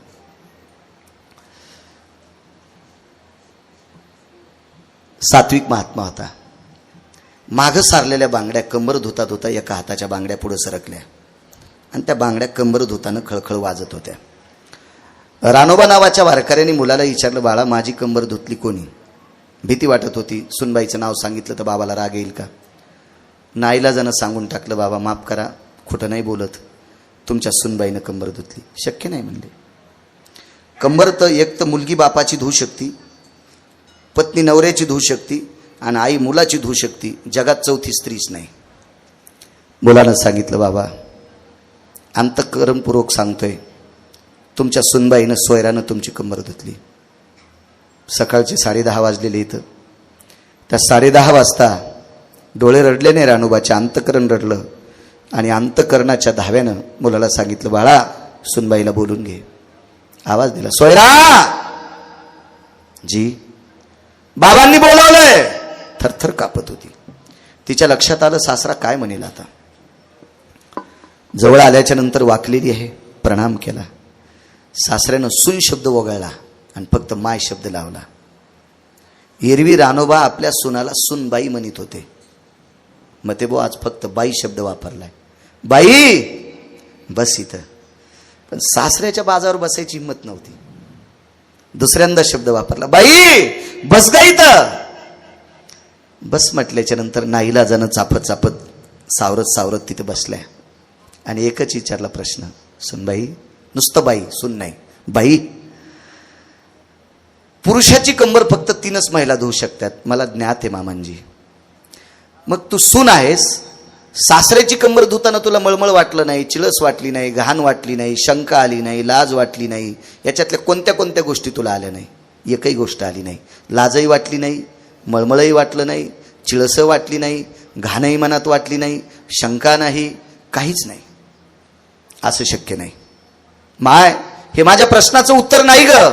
तुला असं का वाटलं नाही? ऐका मामांजी, ऐका मामांजी. मामांजी, तुम्ही जसे आहेत तसाच मला बाप होता. पण मागच्या 4 वर्षी बापाचं छत्र माझं हरवलं. मामांजी, तुमची कंबर धुताना तुम्हाला सासरा म्हटलेच नाही. मामांजी, तुमची कंबर धुताना तेवढं काम करत असताना तुम्हाला बाप समजिलं, बाप. आणि त्याच सासऱ्यानं त्याच दिवशी विटेवरच्या मालकाला सांगून 12:30 वाजता प्राण सोडला. देवा, ज्या शरीरानं माझा अपमान केलाय ते शरीर आता मला नकोय. जे शरीर दुसऱ्याला धुवायला लावते ते शरीर मला नकोय. मला आता तुझ्या घरी घेऊन जाय. आणि त्या दिवशी 12:30 वाजता प्राण सोडला. पण त्याच्या अलीकडं हा प्रकार झाल्याबरोबर सुनाचे दोन्ही हात हातात घेतले. देवाच्या पाया पडण्यात पडू नका असं म्हणत नाही, मी संस्कृतीच्या विरोधात जात नाही. महाराजाच्या पाया पडण्यात पडू नका असं म्हणत नाही, संस्कृतीच्या विरोधात जात नाही. पण घरातल्या लोकांची सेवा करण्याचं पुण्य किती असतं लक्षात घ्या. महाराज त्या 95 वर्षाच्या सासऱ्याने सुनाच्या हात अशा हातात धरले आणि नुसता त्या दोन्ही हाताला माथार कुरवाळीत होतं. देवा, अरे हे माईचे हात नाहीत रे देवा. देवा, हे हात माझ्या मुलीचे नाहीत रे देवा. हे हात माझ्या बायकोचे नाहीत रे देवा. हे हात माझ्या सुनेचे तर सुनेचे. देवा, सुनाचे हात जर सासऱ्याच्या कमरेला बाप म्हणून लागत असतील, लेक म्हणून लागत असतील, ती सासऱ्याच्या कमरेला बापाची कंबर समजून जर ती घाम धुत असेल, तर इतकी पवित्र सून माझ्या पदरात दिलीस रे देवा. आधा कदा माझ्या सुनेवर जर प्रसंग आला तर तुझे हात पण भरव. तुझे हात भरीत असताना तुला लाज नाही वाटली पाहिजे. म्हणून 27 दिवस जगाचा बाप लुगडं नेसला, चोखोबाची बहीण झाला सारंगधर, वहिनी उघडादार हाका मारी. आणि त्या सोयराबाईचे बाळांत पण ते कपडे, त्या लेकराचे बाळांत ते धुण्यासाठी जगाचा बाप 27 दिवस लुगडं नेसतोय. आशीर्वाद देवाचे नाहीत राम सर, आशीर्वाद महाराजाचे नाहीत मग ते सर. हे आशीर्वाद येते का सासऱ्याचे, हे आशीर्वाद आहेत घरातल्या पूर्वजांचे. म्हणून घरातल्या सासू सासऱ्यांचे, आजोबा पंजोबांचे, आई वडिलांचे आशीर्वाद घेत जा. ह्या आशीर्वादाच्या बळावर झालेलं पोरग, त्याचं नाव आहे कर्ममेळा. तुम्ही आम्ही झाल्यावर भजन केले, मोठं झाल्यावर. तुम्ही आम्ही मोठं झाल्यावर पक्वाद वाजिलाय, मी मोठं झाल्यावर कीर्तन करतोय. पण कर्ममेळा नावाचा मुलगा झाल्या झाल्याच भजन करत होता. उपजताची कर्ममेळा आणि वाचे विठ्ठल सावळा, हे घरातल्या सासऱ्यांचा आशीर्वाद आहे. म्हणून या लोकांचे आशीर्वाद घेऊन मरा. निश्चित तुमची लेकरं हे देश सांभाळण्याची ताकद त्यांच्यात येईल. विठोबा रखुमाई, हरि विठोबार कुमाई, विठोबार कुमाई, विठोबार कुमाई, विठोबार कुमाई, विठोबार कुमाई,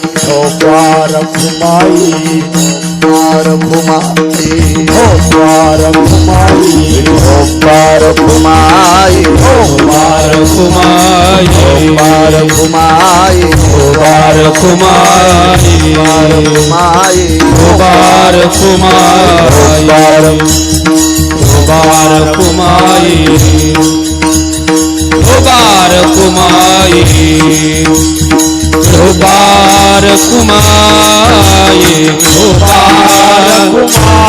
कुमाई, विठोबार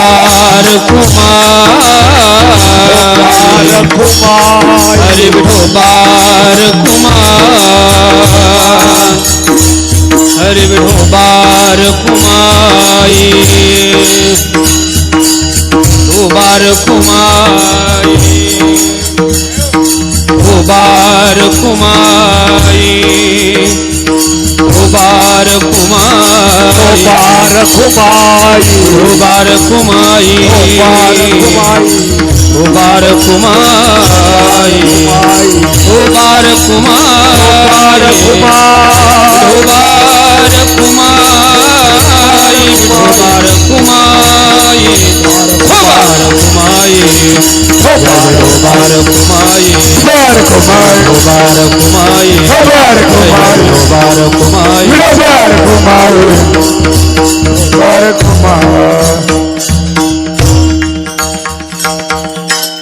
काल आपल्याकडे महालक्ष्मीचा महाराष्ट्रात फार मोठा एक सण आहे. आपल्या भारतीय संस्कृतीमध्ये, महाराष्ट्राच्या मातीमध्ये या महालक्ष्मीच्या सणाला अनन्यसाधारण महत्व आहे, फारसं महत्व आहे. पण मधल्या काळात त्या सणाची फार वाताहत केली काही बायकांनी, काही पुरुषांनी. या सणामध्ये कोणाला काही उष्ण न देणे, पीठ न देणे, मीठ न देणे, तेल न देणे, असं नसतं माझ्या माईंनो. या सणामध्ये एखाद्या गरीबाला जर जेव घातलं तर कायमस्वरूपी तुमच्याकडे लक्ष्मी उभी राहील. अशा या खुळचट कल्पना, ह्या अंधश्रद्धा डोक्यातल्या काढा. मुळात बऱ्याच बायकांना महालक्ष्म्याचा सण कशाचा तेच माहीत नाही. लक्ष्मी तर आपल्याकडे रामसरी एकच आहे. देवाची पत्नी लक्ष्मी एक, मग दोन कोण? कोण दोन? कोण दोन? कोण दोन? लक्ष्मीला एक ज्येष्ठ बहीण होती. हिचं एका साधूशी लग्न झालं. तिचं नाव आहे अवदसा. तिचं एका साधूशी लग्न झालं आणि अवदशीला भजन आवडत नाही, पूजन आवडत नाही, परमार्थ आवडत नाही, सात्विकपणा आवडत नाही, सदाचार आवडत नाही. तिला फक्त विलासी जीवन आवडतं आणि साधूला ती आवडत नव्हती. मग एके दिवशी अवदशीची आणि साधूची, त्या साधूनं देवाला विनंती केली, प्रभो हिच्यातनं मला मोकळीक द्या, माझं फार जीवन वाताहत झालंय, मला मोकळीक द्या. आणि त्या अवदशीनं सुद्धा भगवंताची विनंती केली, मला असला पती नकोय. दोघाच्या सहमतीनं दोघाची सोड मोकळीक झाली. पण अवदशी सोबत कोणीच लग्न करायला तयार नाही. अवदसा कोणाला आवडत असती का? अवदसा कोणाला म्हणायचं? आम्ही एका घरी जेवायला गेलो, जेवायला गेल्यावर सगळ्यांना आम्हाला भजे वगैरे खाल्ले. ती बाई जेवायला बसली, तिने भजे खाल्लेत नाही. तिच्या नवऱ्याला विचारलं, हिनं भजे का खाल्ले नाही? ती म्हणली, ती तळतानच खाती. ती गार झाल्यावर खात नाही, ती तळतानच खाती. हा, मग ती नवरा जेवायला येणार आहे का महाराज जेवायला येणार आहे, तिचं काय, ती अगोदरच खाती. ही अवदशीचं लक्षण आहे. अशी बायको ज्याची असेल त्यानं समजायचं मी अवदशीची लग्न केलंय. मला चेहरा पाहिल्या पाहिल्या कळती कोणाची अवदसा आहे म्हणून. पण आता मला काय करायचं त्याच्यावर काही संबंध नाही. खालीवरी बोलणाऱ्या बायका सुद्धा मला कळतात. तुम्ही तिघी जणी नवऱ्याला येडेवानी बोलतात तुम्ही. पण कसं आहे माहितीये का, हे तुम्हाला जड जाईन रामसर, त्याच्यामुळे एवढ्या वेळेस वागून घेतो. जाऊ द्या, मागच्या कप्प्यात पण 4 जणी येतात, अशा टक्कत दिसायलात मला. तुम्ही तुळशीला पाणी घालतात, महादेवाला पाणी घालतात, पांडुरंगाला मंजुळा वाहतात, हरिपाठ म्हणतात, पण नवऱ्याला नीट बोलत नाहीत. किती तुमच्या शापानं मंडप जळण येऊ. पण कोणीतरी इथं सात्विक असेल त्याच्यामुळे मंडप वाचलाय. पण असू दे, असं करत जाऊ नका. तुम्हाला गिरगावकराची शपथ आहे, नवऱ्याला देव मानी जा. चला, अवदशीला कोणी मानायला तयार नाही. मग अवदसा बसवली कुठं? ती मंदिराच्या पायरीला. आणि वृक्षामाजी आश्वस्तू, देवाचं अधिष्ठान आश्वस्त म्हणजे पिंपळामध्ये आहे. ऋषितुल्य एक वृक्ष आहे, त्याला वड म्हणतात. आणि पिंपळ याच्या पायथ्याला आणि मंदिराच्या पायरीला अवदसा बसवली. मग अवदशीनं सांगितलं, मी जेवायचं कधी? जो मंदिरामध्ये पत्ते खेळन, जो मंदिरामध्ये तंबाखू सुपारी गुटखा खाईल, जो मंदिरामध्ये अवास्तव गप्पा करीन, आणि घरी जाताना त्याच्या कष्टाला धरून तो त्याच्या घरी जायचं. चुकीचं वर्तन करणाऱ्या लोकांना मंदिरातून परत जाताना त्याच्या घरी जायचं. मस्जिदीत हे अनुकरण कधीच नाही बरं. हा, इतर धर्मियांच्या तीर्थस्थळावर जा तुम्ही, त्यांच्या धर्ममंदिरात जा, अत्यंत सात्विकता आहे. आपल्याकडे ही मंदिरं मोकळी झाली या नालायक लोकांना. म्हणून ती पायरीला बसवली. आपण जरी देवळात गेलो असं वाटतंय, पण आपण चुकीचं वर्तन केल्यामुळे आपल्याकडे अवदसा आली. आणि अवदशीनं दुसरा प्रश्न केला, या वडाच्या झाडाखाली, या पिंपळाच्या झाडाखाली, या मंदिरामध्ये जर चुकीची माणसं आलीच नाही तर मी जायचं कुठं? म्हणून विश्वाच्या मालकाने एक न्याय दिला. भाद्रपद महिन्यामध्ये अनुराधा नावाचं नक्षत्र येईल. अनुराधा नावाच्या नक्षत्रावर लक्ष्मी येत असते. लक्ष्मीचं येण्याचं नक्षत्र अनुराधा आहे. मग या अनुराधा नक्षत्रावर लक्ष्मी येत राहील आणि त्या नक्षत्रावर तुला बहिणीसोबत जाता येईल. आणि मग मूळ नक्षत्र, ज्येष्ठा नक्षत्र, आजचं जे नक्षत्र असतं का जेवायचं, हे नक्षत्र मूळ, ज्येष्ठा असं नक्षत्र असतं. आणि मग या नक्षत्रावर तुम्हा दोघी बहिणीला विश्वात जेव घालतील. आज ती प्रथा आहे. राहायला व्यवहार देण्या घेण्याचा, हे नक्षत्र व्यवहार करण्यासाठी थोडे चुकीचे असतात, मोठी मोठी व्यवहार करण्यासाठी चुकीचे असतात. भाकरी देण्यासाठी चुकीची नसतात रामसर. एक शिपभर तेल देण्यासाठी महाराज चुकीची नसतात. एखाद्याला वाटीभर पीठ देण्यासाठी चुकीची नसतात. आणि असे काही दिल्यानं लक्ष्मी जात नसते. असं जर नेल्यानं लक्ष्मी गेली असती तर तुमच्या घरातला, तुमच्या बाथरूम मध्ये टावेल अडकलेला होता, मी तो जर घडी करून घोळात जाऊन माझ्या गाडीत टाकला असता तर तुम्ही मला म्हणले असते का टावेल चोरला म्हणून? आज तर लक्ष्मीचा सण आहे. केरू महाराज यांच्या घराचा जर रामसरच्या घरचा जर मी टावेल नेला तर रामसरची ही काळ्या माईला सुपीक करण्याची कंपनी गिरगावकराच्या घरात येईल. असं नसतं रामसर. असं दिल्या घेतल्यानं जर तुमची लक्ष्मी आज काही घेतल्यानं आली असती तर तुमच्या शेतातली चिमूटभर माती मी माझ्या घरी नेली असती. तुमची जमीन माझ्या नावची होईल का? ह्या चुकीची अवस्था आहे. आता आपली ही महालक्ष्मीचा सण या निमित्त करत आहे. खरं तर लक्ष्मीचा जो नैवेद्य आहे का, तिला आंबाड्याची भाजी, ज्वारीची फळं, ज्वारी असते ना त्या ज्वारीला सोहळं कुटणं म्हणतात. तिला थोडंसं पाणी लावून उखळामध्ये मुसळानं कुटायची असती. आता तुम्हाला कुठं मुसळ धरता येईल? तुम्ही मुसळ धरलं फक्त नवऱ्याला पळवायला. घेतलं मुसळ लागली पाठी. तुम्ही ज्वारी कुटायला मुसळ धरा. हा, तुम्ही कधी कधी साळी कांडायला मुसळ धरा. तिचा सात्विकपणा मिळेल आपल्याला, आहे का नाही? घरी डाळी करण्यासाठी जातं वापरा, सात्विकपणा मिळेल आपल्याला. सगळं कुठली डाळ? फटका डाळ. आपल्याला सगळं फटका लागतोय म्हणून आजाराचा बी फटका असा बसायला आहे आणि मग खिशाला बी फटका असा लागायला की बघायचं काम नाही. कधी कधी आपलं ते सोहळं कुटलेली ज्वारी ती दळून त्याची फळं लक्ष्मीला आहेत. आणि जे वरी टांगलेला जो फुलवारा असतो का, त्या दोघी जणी असतात ना अशा. यदन्नो रमः पराभयस्तो हस्तद्वयो यतम खाद्या सुपदार्थायाम दृश्यायामी. नुसतं बघत आहेत त्या वरी. ती काय लक्ष्मी असं घेऊन खात नाही, तिला ते आवडतच नाही. हे सगळं वरी टांगलेली जी नाना प्रकारची पक्वान्न आहेत का, ती लक्ष्मीची मोठी बहीण आहे, तिला अवदासा. ह्या निमित्त करता असा नाना प्रकारच्या अवस्थेतला पुराणातला एक सण आहे. याचं एक वेगळ्या प्रतीचा अंधश्रद्धा म्हणून डोक्यात आणू नका. अहो, याच्यावर अन्नदान झालं म्हणजे फारसं पुण्य प्राप्त होत असते. काही बी लक्ष्म्या आता आज जेवायचं असतं, उद्या सकाळचा कार्यक्रम, बाथरूमला जायच्या अगोदर गाठी मारतात. बाथरूममध्ये लक्ष्मी जायला इतकी येडपट आहे का? अहो, तुम्ही बाथरूममध्ये शिल्लक वेळ बसत नाहीत, लक्ष्मी कशी बसल? गाठी बांधणं म्हणजे खुनगाठ बांधायची. वर्षभर आता आपण चुका करायच्या नाही, अधर्मानं वागायचं नाही. ह्या खुनगाठी बांधून तो दोरा आपल्या महत्वाच्या वस्तूला बांधित असतात. तिजोरीला बांधतात, गाडीला बांधतात, शेतातल्या एखाद्या वस्तूला बांधतात. असं त्याचं शास्त्र आहे. वेळा माझा संपलाय. ज्ञानेश्वर माऊली महाराज माऊली महाराज ज्ञानेश्वर माऊली महाराज ज्ञानेश्वर माऊली मम भय पिंडानां श्रुती भय यति दधि साक्षभूता रक्षति किन्नर किन्नर लोकं यक्ष भयायति जायन्ते अनुरागे वय चंद परा त्यागो भय निजायन्ते अपसव्याना सत्य भयो नो पवितं सकल चिता रक्तचंदन समर्पयामि रक्त पुष्पं समर्पयामि अंगुष्ठाधिष्ठान भयो अंगुष्ठाधिष्ठान भयो अंगुष्ठाधिष्ठान भयो हिरण्य श्राद्धो काग श्राद्धो शंख श्राद्ध भय मुच्यन्ते शंख श्राद्ध भय मुच्यन्ते काल सर्प भय नारायणो नागबली भय त्रिपिंडे आप्तेष्टि भय चंदपरा काल सर्प भय मित्यन्ते वेदोक्तो भय पुराणोक्त भय छंद भय रक्तानो पितृलोकं मातृलोकं पुनित भय करिष्यते नमः पार्वती पते हर हर हर हर महादेव. विठ्ठल जय जय विठ्ठल